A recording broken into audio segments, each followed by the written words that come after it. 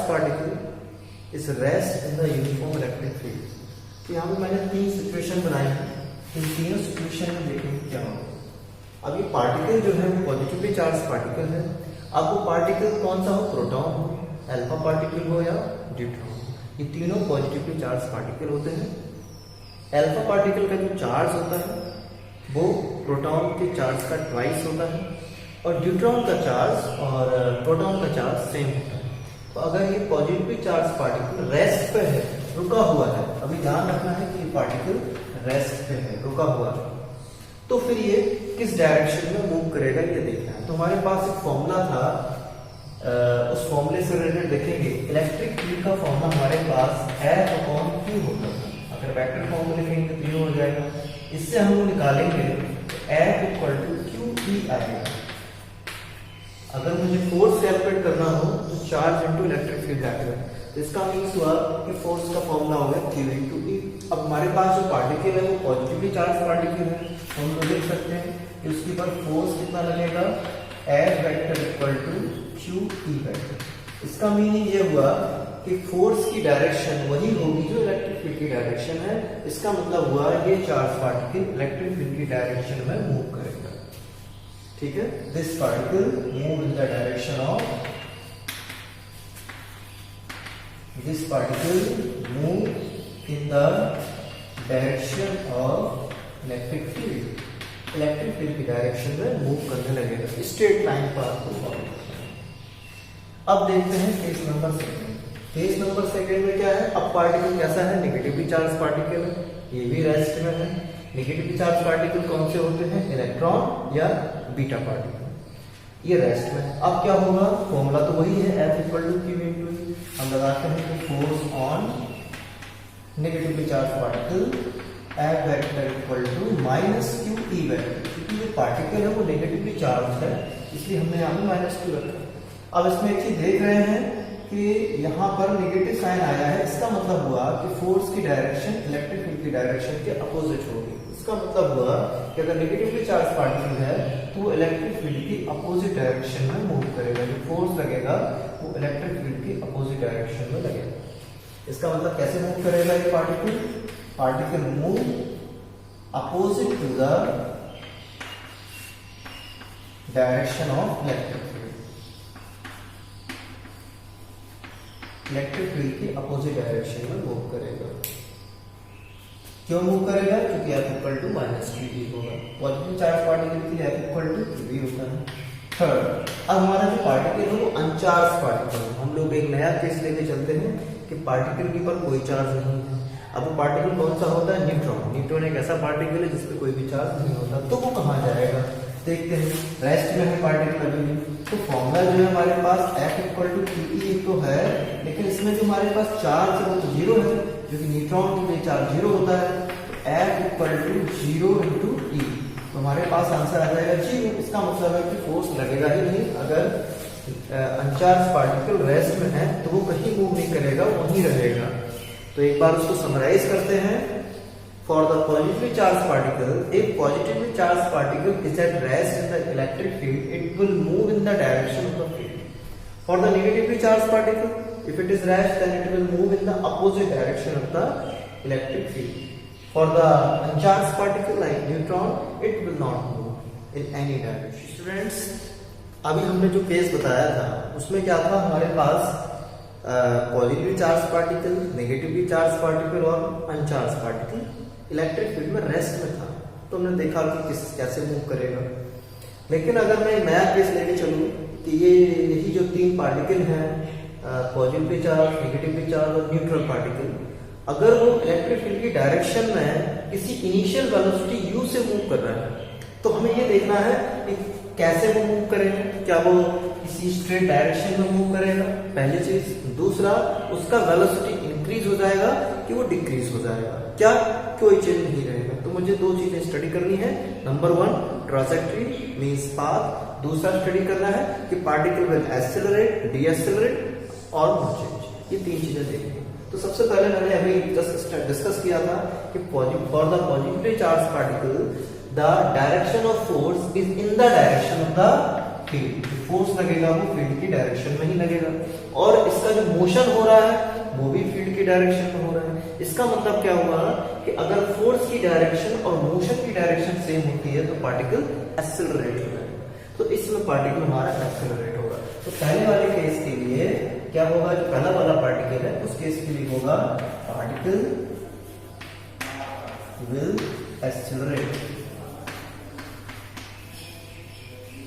अच्छा, एक्सेलरेट करेगा तो उसका फॉर्मूला क्या होगा, तो अभी देखते हैं, फॉर्मूला निकाल लेते हैं इस एक्सेलरेशन का। तो अभी मैंने देखा था, we know that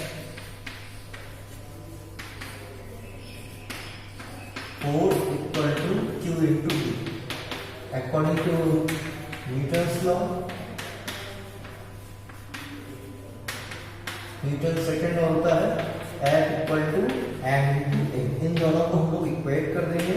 so now we get m a vector equal to q E vector, so a vector equal to q E over m. इसका मतलब हुआ कि पार्टिकल का एक्सेलरेशन इलेक्ट्रिक फील्ड की डायरेक्शन में होगा। सेकंड पार्ट, सेकंड है negatively charge particle है। तो इसके पहले मैंने देखा है कि नेगेटिवली चार्ज पार्टिकल के लिए जो फोर्स की डायरेक्शन होगी वो इलेक्ट्रिक फील्ड के अपोजिट डायरेक्शन होगी, और इसका जो मोशन है नेगेटिवली चार्ज पार्टिकल का वो ऐसे मूव कर रहा है, यहाँ इसका मोशन हो गया है और फोर्स लग रहा है अपोजिट डायरेक्शन में इलेक्ट्रिक फील्ड की वजह से। तो जब मोशन की डायरेक्शन फोर्स की डायरेक्शन अपोजिट होती है तो पार्टिकल एक्सेलरेट नहीं करता है बल्कि डिएक्सेलरेट करता है। तो पार्टिकल विल डिएक्सेलरेट और कह सकते हैं रिटार्ड, पार्टिकल रिटार्ड करेगा। जब रिटार्ड करेगा तो उसका रिटार्डेशन क्या होगा, retardation is also called negative acceleration. तो इसको जो सॉल्व करेंगे तो आएगा माइनस क्यू ई ओवर एम, क्योंकि शो करेगा कि एक्सेलरेशन की डायरेक्शन इलेक्ट्रिक फील्ड के अपोजिट है, तो पार्टिकल रिटार्ड करेगा। थर्ड केस है अगर पार्टिकल अनचार्ज पार्टिकल, अगर पार्टिकल अनचार्ज पार्टिकल है तो कोई फोर्स लगना ही नहीं है, फोर्स जीरो है। जब फोर्स जीरो है तो इसका एक्सेलरेशन भी जीरो होगा। इसका मतलब है कि पार्टिकल का कोई वेलोसिटी चेंज नहीं होगा, पार्टिकल अपनी कांस्टेंट वेलोसिटी से मूव करेगा। तो इस कंडीशन में पार्टिकल क्या कर जाता था, हमारे पास एक्सेलरेट करता था पॉजिटिवली चार्ज पार्टिकल के लिए, और अगर नेगेटिवली चार्ज है इलेक्ट्रिक फील्ड की डायरेक्शन में मूव कर रहा है तो पार्टिकल रिटार्ड होता था। और इस कंडीशन में कुछ नहीं होगा, पार्टिकल का वेलोसिटी सेम रहेगा। अगर पार्टिकल न्यूट्रल पार्टिकल है कांस्टेंट वेलोसिटी पे मूव करेगा। स्टूडेंट्स, अब एक नया केस स्टडी करते हैं। When the particle, suppose positively charge particle is moving with initial velocity u perpendicular to the electric field, electric field से परपेंडिकुलर मूव कर रहा है, तो वो कहां जाएगा। अब चूंकि इलेक्ट्रिक फील्ड की डायरेक्शन होती है प्लस टू माइनस, इसका मतलब है कि इलेक्ट्रिक फील्ड की डायरेक्शन है, और अगर पॉजिटिवली चार्ज पार्टिकल है तो वो इलेक्ट्रिक फील्ड की डायरेक्शन में फोर्स लगेगा, तो वो बाई डायरेक्शन में जाएगा। अगर यहाँ पे हम डायरेक्शन इंडिकेट कर दें तो ये एक्स डायरेक्शन है, ये वाई डायरेक्शन। इसका मतलब है कि जो फोर्स लगेगा वो वाई डायरेक्शन में लगेगा। इसका मतलब है कि पार्टिकल एक्सेलरेशन भी करेगा तो वाई डायरेक्शन में करेगा, तो वाई डायरेक्शन में उसका फोर्स भी है और एक्सेलरेशन भी है।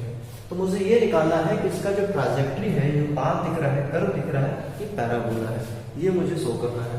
तो हम लोग एक काम करते हैं, एज्यूम कर लेते हैं कि ये जो डिस्टेंस है वो एक्स डिस्टेंस मूव किया है और वर्टिकली वाई डिस्टेंस मूव किया है। तो पार्टिकल ने जैसे ही मूव किया है इलेक्ट्रिक फील्ड के अंदर, तो एक्स डायरेक्शन हॉरिजॉन्टल और वाई डायरेक्शन वर्टिकल मूव किया है।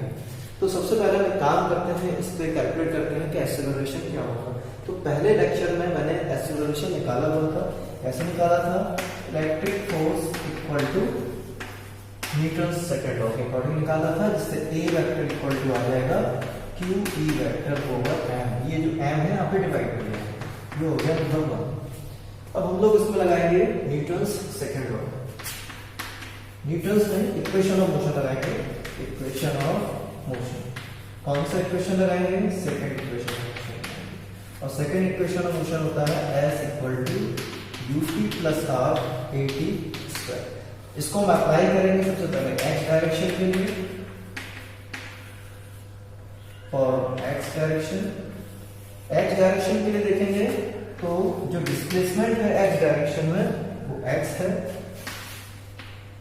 और जो एक्सेलरेशन है वो है नहीं, एक्सेलरेशन जीरो है एक्स डायरेक्शन में, क्योंकि जो एक्सेलरेशन लग रहा है वो तो वाई डायरेक्शन में लग रहा है। ठीक है, मतलब जो एक्सेलरेशन किस डायरेक्शन में है, अलोंग वाई डायरेक्शन, क्योंकि इस डायरेक्शन में इलेक्ट्रिक फोर्स भी लग रहा है, तो ये 0 कर देंगे। अब इसको हम लोग सॉल्व करेंगे तो आ जाएगा x equal to u t plus 0। जब इसको सॉल्व करेंगे तो यू टी ही आएगा, so t equal to x upon u, ये आ गया टाइम। यही टाइम हॉरिजॉन्टल डिस्टेंस के लिए और यही टाइम वर्टिकल डिस्टेंस के लिए होगा, ये दोनों सेम ही होंगे। तो अब आप अप्लाई करते हैं y डायरेक्शन में, और y डायरेक्शन